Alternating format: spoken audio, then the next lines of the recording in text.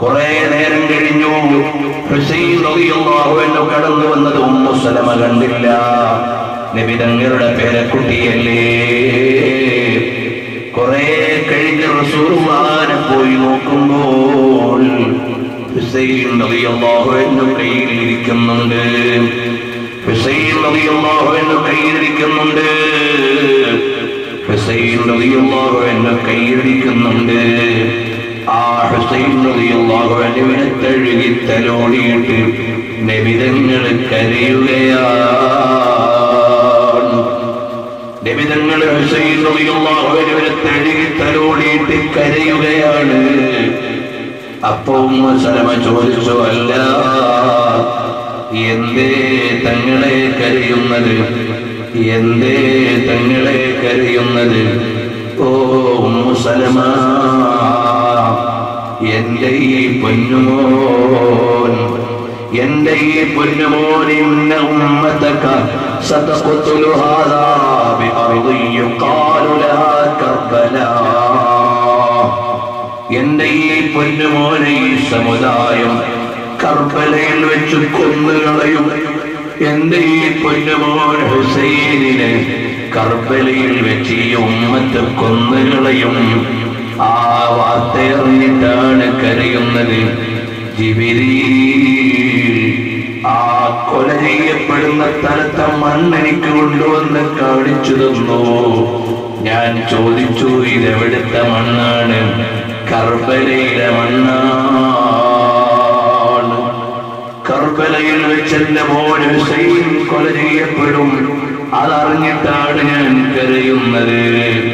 കാലം കഴിഞ്ഞു. ഹുസൈൻ റളിയല്ലാഹു അൻഹു കർബലയിലേക്ക് പോവുകയാണ്. എതിരാളികൾ ഒരുപാട് തെറ്റിദ്ധരിപ്പിച്ചു. മുസ്ലിം സമുദായത്തിന്റെ പേരിലുള്ള രാഷ്ട്രീയക്കാരാണ് ഹുസൈൻ റളിയല്ലാഹു അൻഹുവിനെ കൊന്നുകളഞ്ഞത്. വേറെ മതക്കാരല്ല, വേറെ ജാതിക്കാരല്ല. എല്ലാ കാലത്തും മുസ്ലിം സമുദായത്തിലെ ആലിമീങ്ങൾ ഈ സമുദായത്തിലെ തന്നെ രാഷ്ട്രീയക്കാരെ കൊണ്ട്, ദീനറിയാത്തവരെ കൊണ്ട് പീഡിപ്പിക്കപ്പെടുന്നവരാണ്. സത്യം വെട്ടിത്തുറന്നു പറയുന്ന ആലിമെ ചീത്ത വിളിക്കാൻ ഈ സമുദായത്തിന്റെ പേരിൽ എന്നും ആളുണ്ടാകും. പറയട്ടെ, അബൂ ഹനീഫ തങ്ങളെ കൊന്നുകളഞ്ഞത് മുസ്ലിം പേരിലുള്ളവരാണ്. അഹ്മദ് ബിൻ ഹംബൽ തങ്ങൾ തള്ളിച്ചതച്ചത് മുസ്ലിം പേരുള്ള ഭരണാധികാരിയാണ്. മാലിക് ഇമാം തങ്ങളെ ജയിലിൽ അടച്ചത് മുസ്ലിം പേരുള്ള ഭരണാധികാരിയാണ്. ബുഖാരി ഇമാമിനെ നാട് കടത്തിയത് മുസ്ലിം പേരുള്ള ഭരണാധികാരിയാണ്. സുയൂത്തി ഇമാമിനെ ജയിലിൽ അടച്ചത് മുസ്ലിം പേരുള്ള ഭരണാധികാരിയാണ്. ബഹുമാനപ്പെട്ട ശിഫയുടെ രചയിതാവായ ഖാദി അയ്യാദ് തങ്ങളെ വെട്ടി നുറുക്കി കേസിലാക്കിയിട്ട് വ്യത്യസ്ത തലത്ത് കുഴിച്ചിട്ടത് ആരാണ്? ഈ സമുദായത്തിന്റെ പേരിലുള്ളവരാണ്. ഖുർത്തുബി ഇമാമിനെ തല്ലിച്ചതച്ചത് ഈ സമുദായത്തിന്റെ പേരിലുള്ളവരാണ്. ഇമാം റളിയല്ലാഹു അൻഹുവിനെ 84 വയസ്സുള്ളപ്പോൾ പള്ളിയിലിട്ട് തല്ലിയിട്ട് മഹാനവറുകളെ വഫാത്തായി പോയി. ഈ സമുദായത്തിന്റെ പേരിലുള്ളവരാണ്. ഹഖ് വെട്ടി തുറന്ന് പറയുന്ന ആലിമീങ്ങളെ എക്കാലത്തും കല്ലെറിയപ്പെടുന്നവരാണ്, എക്കാലത്തും ആക്ഷേപിക്കപ്പെടുന്നവരാണ്, എക്കാലത്തും ആക്ഷേപിക്കപ്പെടുന്നവരാണ്. പക്ഷേ ഒരു കാര്യമുണ്ട്, സുന്നത്ത് ജമാഅത്തിന്റെ ആലിമീങ്ങൾ എല്ലാവരാലും വിമർശിക്കപ്പെടും. അവർ എല്ലാ തെറ്റിനെയും വിമർശിക്കും.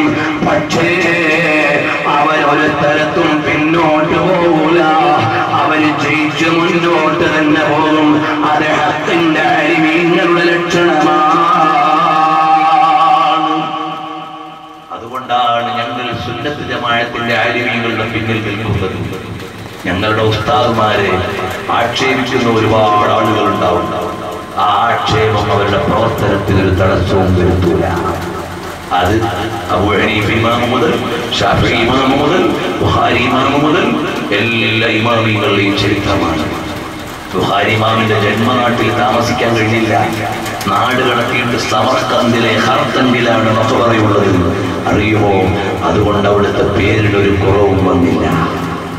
ആരാ നാട് കടത്തിയത്? ഇസ്ലാമിന്റെ പേരിലുള്ള ആളുകളാണ്, വേറെ ആരുമല്ല. അപ്പോൾ സത്യം വെട്ടി തുറന്നുകൊണ്ട് കാലത്തും എതിർക്കാൻ ആളുകളുണ്ടാവും. അത് ലോകത്തിന്റെ യാഥാർത്ഥ്യമാണ്. എല്ലാ വലാലത്തിന്റെ അഹ്ലുകാരും ഒരുമിച്ച് സത്യത്തിന്റെ അലിമീങ്ങളെ കുറ്റം പറയും. അവർക്കതിന് മറുപടി പറയാൻ നേരമില്ല. അവര് മുന്നോട്ട് തന്നെ ലില്ലാഹി ജാഹദ ബിൽ അബ്ദാനി വൽ മാലി വലാ യമീലു ഇലാ അർബാബി അംവാലി. പടച്ചവൻ പറയാൻ കൽപ്പിച്ചു തന്ന ശരിയായ ദീന് എവിടെയും വെട്ടി തുറന്ന് പറയാൻ ആർക്കു വേണ്ടിയും ദീന അഡ്ജസ്റ്റ് ചെയ്യാൻ നമ്മളില്ല, ദീന മാറ്റിവെക്കാൻ നമ്മളില്ല. കാരണം പേടിക്കുന്നത് റബ്ബിനെയാണ്, ഭയക്കേണ്ടത് അല്ലാഹുവിനെയാണ്. ഏറ്റവും വലിയ ഇഷ്ടം റബ്ബിനോട് തന്നെ. വല്ലദീന ആമനൂ അശദ്ദു ഹബ്ബൻ ലില്ലാഹ്. അല്ലാഹുവിനെ ഇഷ്ടം വെച്ച് റസൂലുള്ളാഹിനെ സ്നേഹിച്ചിട്ട് അതാണ് വിജയത്തിന്റെ വഴി. ഹുസൈൻ റളിയല്ലാഹു അൻഹു ഇങ്ങനെ പോവുകയാണ്. ആക്രമണങ്ങൾ ഒരുപാട് നേരിട്ട് പോകുമ്പോൾ ഒരു സ്ഥലത്തെത്തിയപ്പോൾ ചോദിച്ചു, ഈ സ്ഥലത്തിന്റെ പേരെന്താണ്? അവിടെയുള്ള ആളുകൾ പറഞ്ഞു, ഇത് കർബലയാണ്.